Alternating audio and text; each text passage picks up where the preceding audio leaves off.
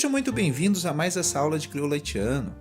Hoje iremos falar sobre medidas de tempo, falar a respeito de minutos, horas e também sobre como pronunciar anos em crioulo haitiano. Isso é muito útil, principalmente quando vamos marcar algum compromisso. Por exemplo, toda semana eu costumo convidar alguns haitianos para assistir comigo a algumas reuniões no idioma deles.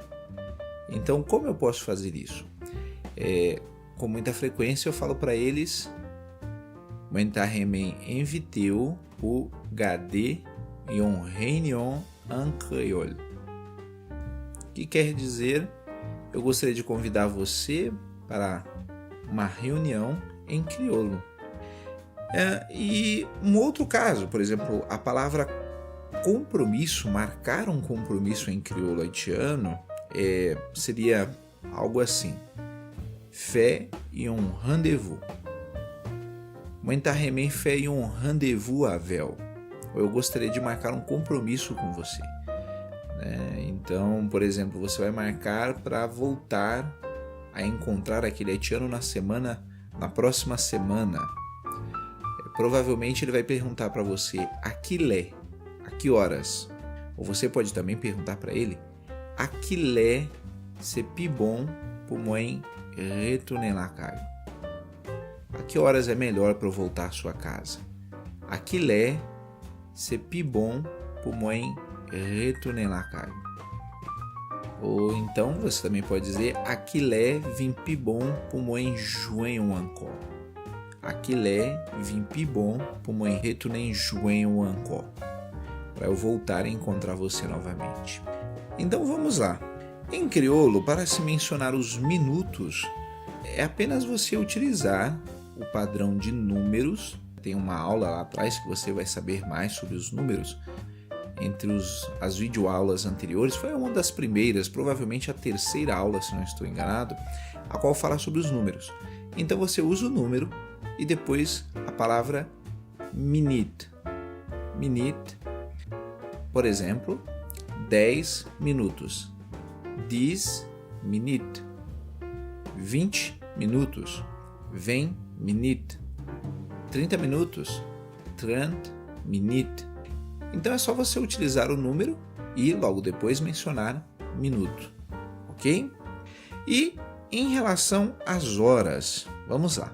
1 hora é iné. 2 horas, dezé. 3 horas, toisé. 4 horas, quatré. 5 horas, cinqué. 6 horas, sisé. 7 horas, seté. 8 horas, huité. 9 horas, nevé. 10 horas, dizé. 11 horas, onzé. 12 horas, duzé.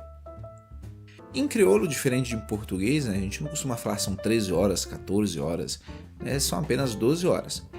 Por exemplo, de manhã, você pode falar na matin.